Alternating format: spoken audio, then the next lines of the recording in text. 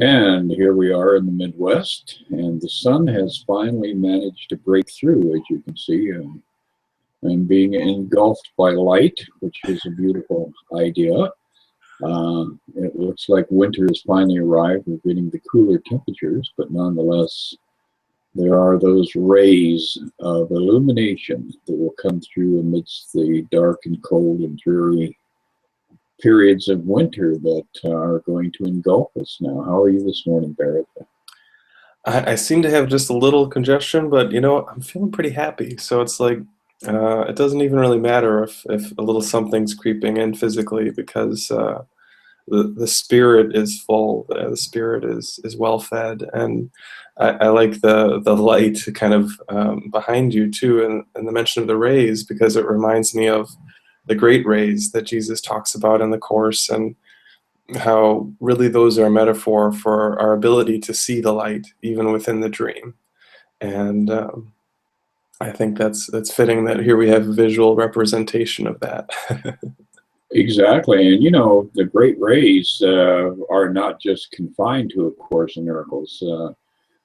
Back in the middle of the 1800s, when the Theosophists and various other groups started exploring an alternative to the what was then perceived as Christianity, and they are their scatterings throughout the writings of some of the great philosophers from that era.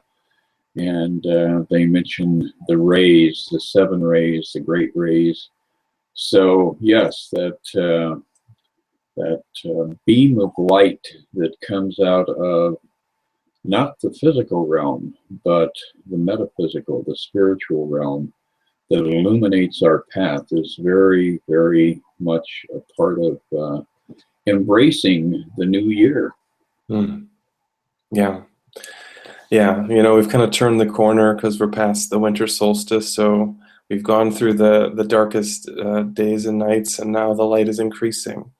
And I like that kind of picture for our own spiritual path, that there are times where we have to kind of go through the darkness, and we have those so-called dark nights of the soul. But we don't go through them just to be depressed. We actually can go through them because we're moving into the light, we're moving into our truth. And yeah, I think it's interesting because it kind of ties right in to what our section for this week is, number 17 in the manual, and that's how do God's teachers deal with magic thoughts. So obviously magic thoughts are not the light, but they are the way that we move through the shadow to find the light. So I'm just going to read a little bit of paragraph 2 here. There is, however, a temptation to respond to magic in a way that reinforces it. Nor is this always obvious. It can, in fact, be easily concealed beneath a wish to help. It is this double wish that makes the help of little value and must lead to undesired outcomes. Nor should it be forgotten that the outcome that results will always come to teacher and to pupil alike.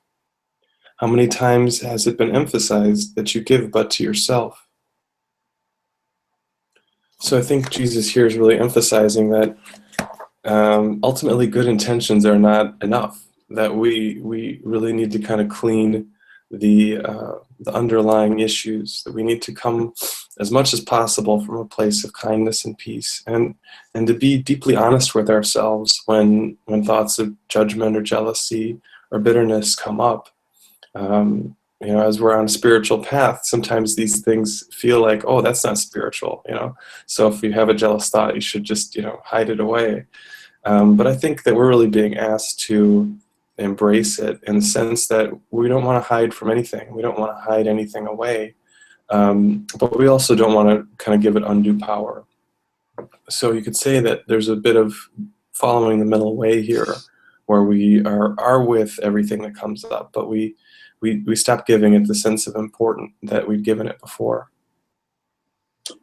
Yeah, that's definitely the only way that we can approach true healing. And that whole idea of a magic thought, is very interesting because from the way I am perceiving it, um, Jesus reiterates over and over again throughout the course that the idea of a magic thought is to seek a remedy for healing that excludes God.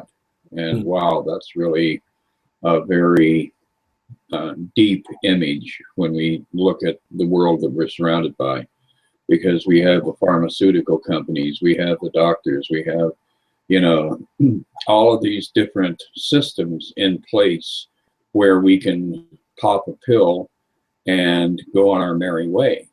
And while Jesus encourages us to, recognize our level and not to avoid uh, taking necessary steps to resolve health issues, nonetheless, the real resolution is to introduce God into the situation. And that really is the only way healing can occur. So, a magic thought or a magic idea is merely a placebo where you're trying to tell yourself that you can make it on your own, that your little ego is capable of fixing all of the problems that you are confronted with in life. And the Course in Miracles very clearly in this treaty that we're reading today explains that that's a band-aid. That's not going to be permanent. That's not going to be something that will carry you through, metaphorically speaking, right now into the new year. So, we really have to assess what it is that we're trying to do for ourselves and what we're trying to share with others, and come to that realization that if we're trying to fix something without introducing God into the equation, then it's a temporary fix and it's going to end up in disaster. And we have to look at that with save the whales and, vote this guy into office and everything else. It's across the board in every area of our life that we have to take action, not to do all the silly little things like ranting and raving and protesting and doing all of those things. What we have to do is we have to go into that silence. We have to step into that light and bring God into every situation we encounter in order to have it resolved. It's true. It's true. I always say if you're going to do some raving, you should do it with peace in your heart. So. Yes.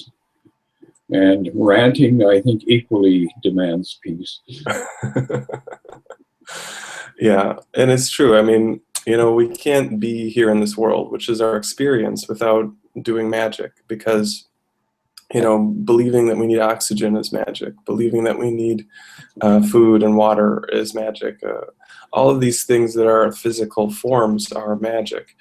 But as we use them and as we do all these things, we can start to get that that's not really where our peace lies. That's not really where our salvation is. Even as we keep breathing and eating and drinking water or whatever else we're drinking, we can realize that that's not our peace, and that we don't ultimately need anything. Now, I think as you talk about this thing, one of the ideas that is very important is the idea that we should be normal, because if we are not choosing that, then we can kind of get a little weird, Sometimes around this idea that the world is not actually real, people start to come up with ideas like, well, if the world's not real, I don't need to brush my teeth, or I don't need to take care of myself. But if it's ever a question, I think the general rule of thumb is to simply be normal, and while you're doing that, be kind, be gentle.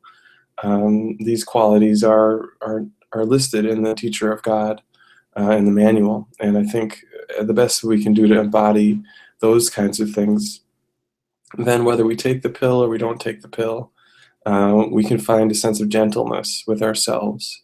And I think that's really ultimately where all this is going.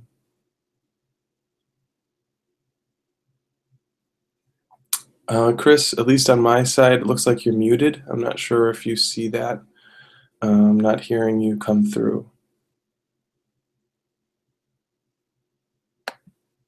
There we go. Sorry All right. about that. I No had problem. a little brief squiggle there as we're stepping into this next cycle here. And one of the things that comes up real clearly in as we continue to read here is the idea about, you know, what is a fact and what is not.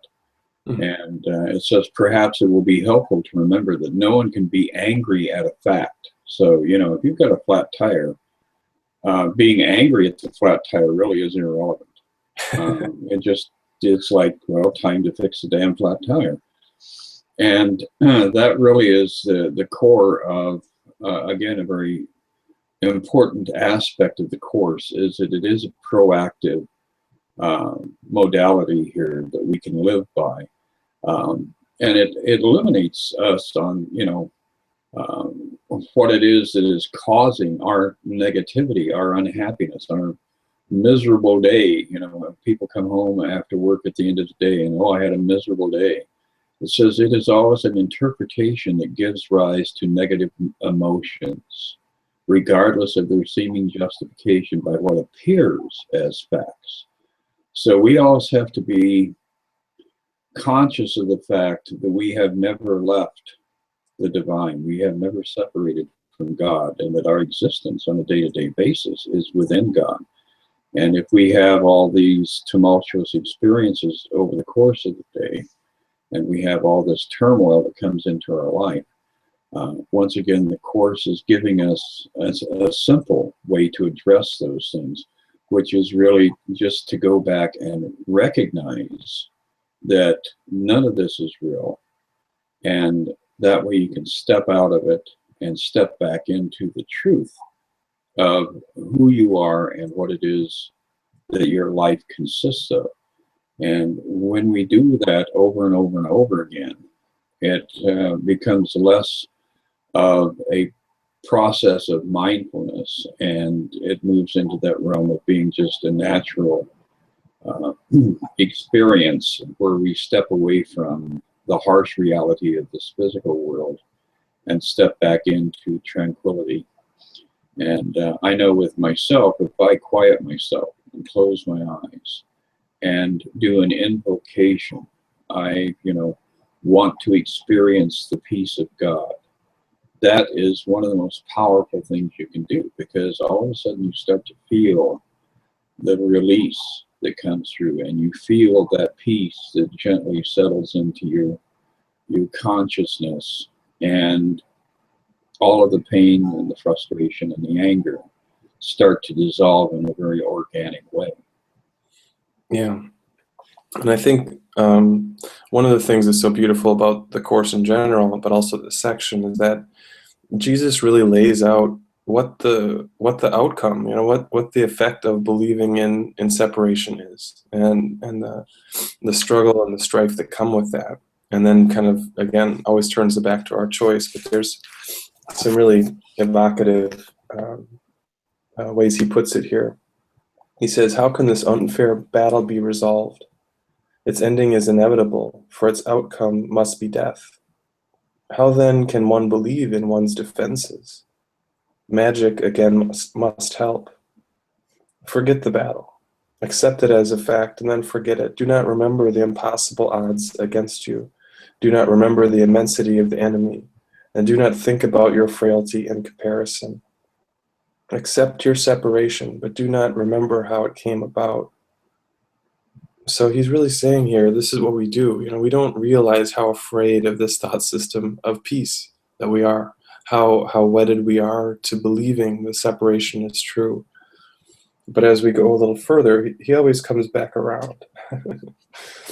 So he says, into this hopeless situation, God sends his teachers. They bring the light of hope from God himself. There is a way in which escape is possible. It can be learned and taught, but it requires patience and abundant willingness. So it just takes our practice. It takes our desire. It takes our basically stepping through the process of forgiveness over and over and over.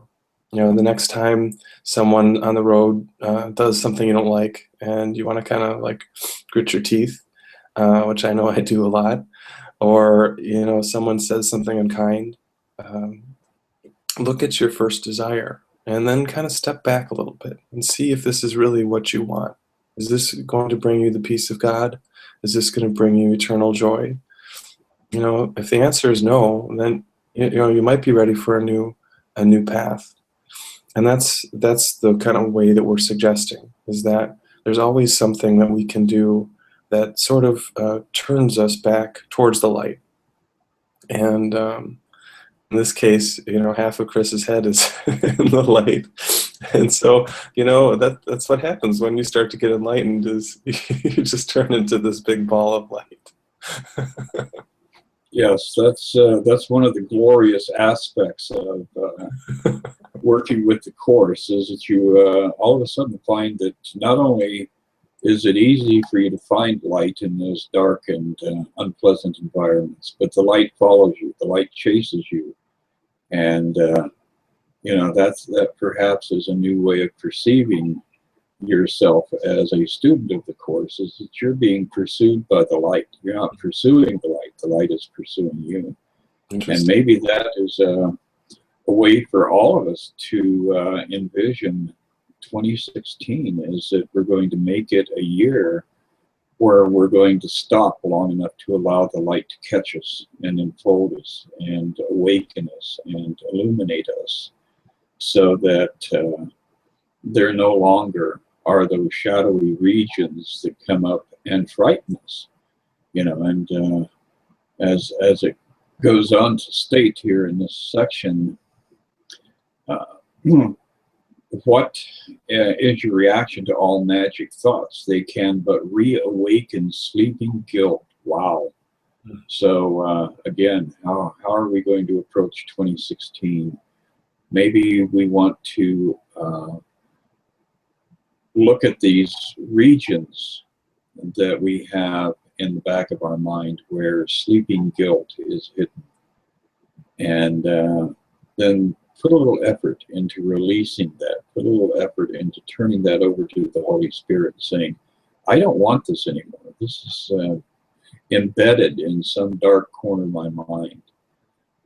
Each one of those fear thoughts says clearly to your frightened mind, you have usurped the place of God. Think not he has forgotten. So, we're living in that state of anxiety induced by the belief that we have really pissed God off and he's going to squash us like a bug. Maybe it's time to step away from that. And it's such a simple and effortless process. It's not like something where you have to go climb Mount Kilimanjaro and stick a pole in the ground and, show your flag to the universe that you have overcome the mountain, but rather to allow the mountain to be removed so that you have this gentle valley open up in front of you, and you have that sustained experience throughout this coming year.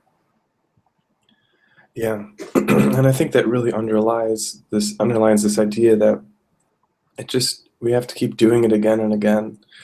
And I think if there's one New Year's resolution that we could all make, it's to turn more regularly to the Christ within, to really turn as much as we're willing, as much as we're able, to that light, that love that always is guiding us, that's always helping us to remember there's really nothing to fear. There's really nothing to be upset at. And as Jesus says in the Course, to beware the temptation to perceive yourself unfairly treated. That we can kind of let go of the ego's hand.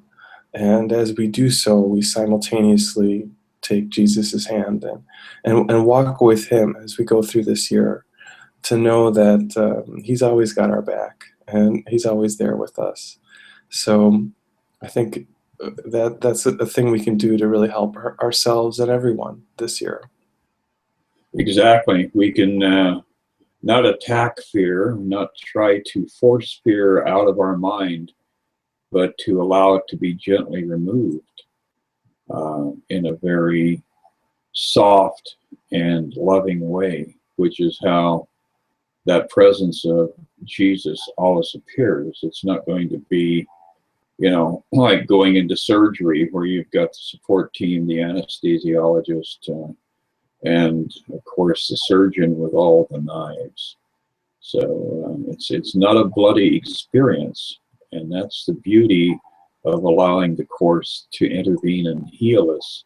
So how much more magnificent an opportunity is this for claiming your life? And this can be the experience that you have throughout this coming year.